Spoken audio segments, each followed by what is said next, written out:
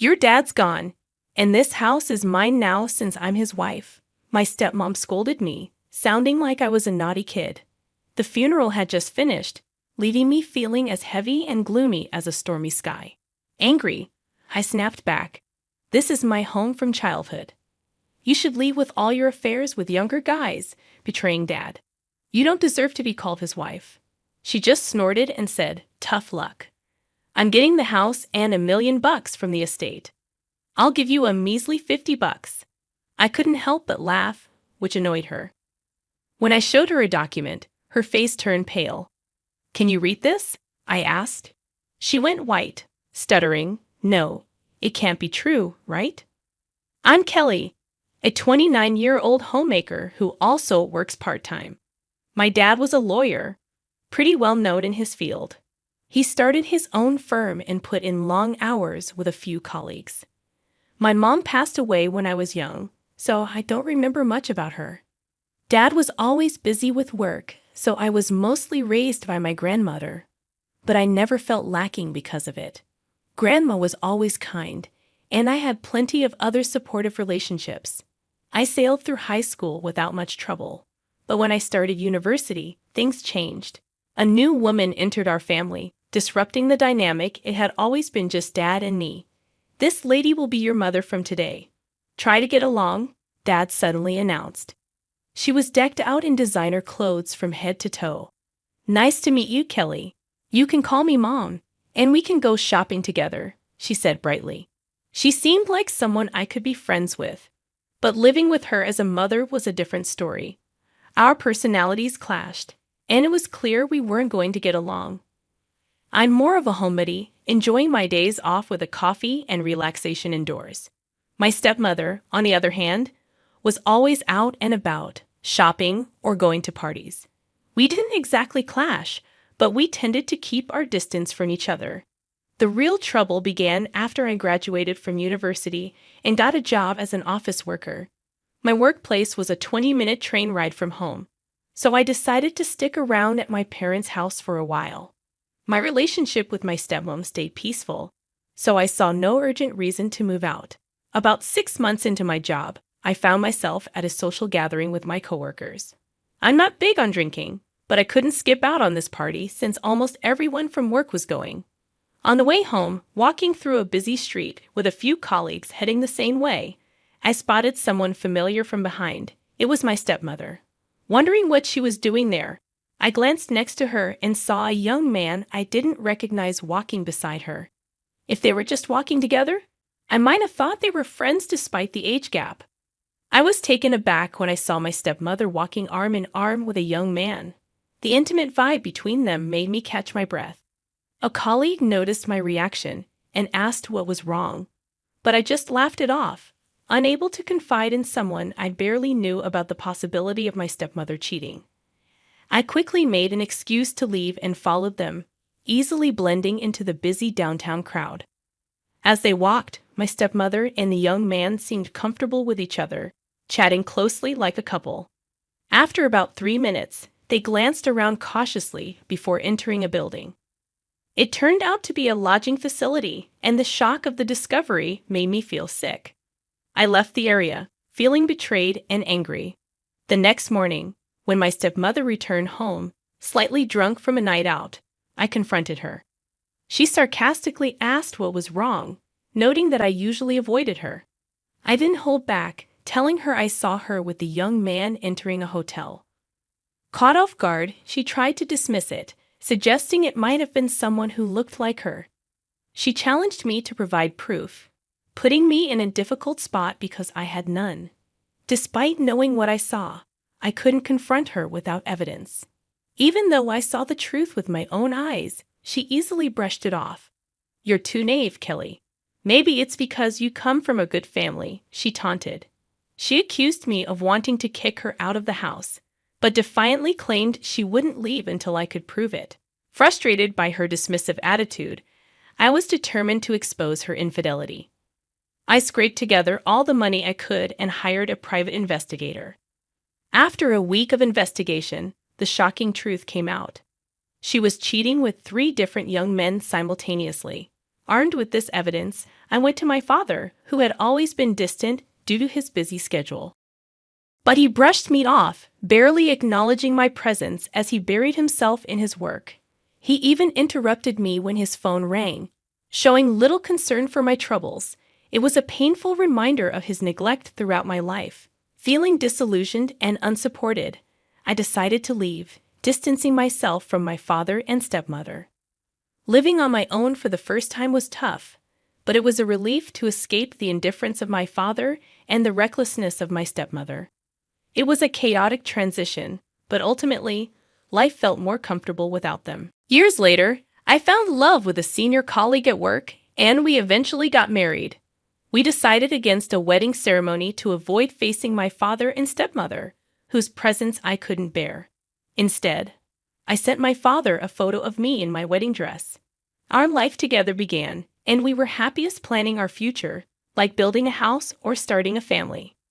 In the years since I moved out, I rarely heard from my father, so it was a shock when his name flashed on my phone one day. The voice on the other end introduced himself as one of my father's colleagues and told me my father had collapsed at work and was in the hospital. I rushed to his side immediately. At the hospital, a man in a suit met me at the entrance and led me to my father's room. He lay pale and motionless in the bed, surrounded by tubes. His colleague explained they couldn't reach his wife, my stepmother. It seemed he had tried to contact her as well. Despite multiple attempts, my father's colleague couldn't reach my stepmother. Feeling hesitant to trouble him further, I reluctantly decided to call her myself. However, she didn't answer my calls initially. After about 30 minutes, she finally called back, sounding annoyed at the inconvenience. I informed her about my father's situation and asked when she could come to the hospital. With a groan, she dismissed the urgency and cheerfully stated that she was too busy to come, leaving everything to me. Before I could respond, she hung up abruptly. I tried calling her back immediately, but her phone was off. It seemed she had deliberately switched it off. I had hoped that even though my stepmother had shown her indifference before, she would still come to the hospital when my father collapsed. However, she proved me wrong. She not only failed to visit, but also didn't bother to show any concern for him during his time in the hospital. I took on the responsibility of managing his hospital admissions, daily care, and paperwork, using up my paid leave in the process. Despite our estrangement over the years, I couldn't shake off the worry for my father. I visited him daily, hoping for his recovery, but unfortunately, he never woke up. His passing left me overwhelmed with tasks. I had to handle legal matters, arrange the funeral, and notify acquaintances from his law firm. Although his colleagues were helpful in reaching out to relevant parties, my stepmother remained absent until the day of the funeral. Seeing her shed tears at my father's coffin, after showing no support during his illness, angered me. It felt like the mockery of his memory. In a moment of intense emotion, I couldn't contain myself. I grabbed her arm and pulled her outside, expressing my frustration and anger. I told her to never show her face to me again, fed up with her insincerity and hypocrisy. My stepmother's abrupt halt to her tears was jarring. With a snide remark about my supposed acting, she made her exit, leaving behind a lingering threat. 2 weeks later, after the funeral and the settling of affairs, I returned to my childhood home for the first time in years. My purpose was clear: to begin sorting through my father's belongings in earnest. While I had previously relocated documents pertaining to his work, personal items like clothes and books remained untouched. I didn't expect my stepmother to take an interest in them, so the task fell to me. About an hour into my organizing efforts, my stepmother returned home, bursting into the living room with an air of authority. Her accusatory tone, as if scolding a misbehaving child, didn't sit well with me. I stood my ground, ready to assert myself. As I sorted through my father's things, my stepmother interrupted, claiming ownership of the house and the $1 million inheritance. She offered me a measly $50, which I found absurd and couldn't help but laugh. This seemed to irritate her, and she insisted that she, as my father's wife, had the right to everything. But I challenged her, pointing out that she was only a common law wife and not a legal hair. She froze, realizing her mistake, and tried to argue her case, but I stood my ground. I suggested that she was sloppy in hiding her affairs and avoiding official marriage documents. I refused to let her kick me out, unleashing years of frustration. She tried to argue back, mentioning a will or life insurance policy, but I knew her claims wouldn't hold up. It turned out that my stepmother's claims were baseless. There was no will, and I was the beneficiary of the life insurance policy. Additionally, proving her status as a common-law wife would be challenging, especially given her affairs. Despite not being well-versed in survivor pensions, it seemed enough to intimidate her. As her hopes crumbled, my stepmother's demeanor grew more serious. With a final ultimatum, I demanded she leave or face police intervention. Frustrated, she hastily packed her belongings and left. Later, I heard rumors about her struggles. Dependent on my father's income, she hadn't worked in years and struggled to find stable employment.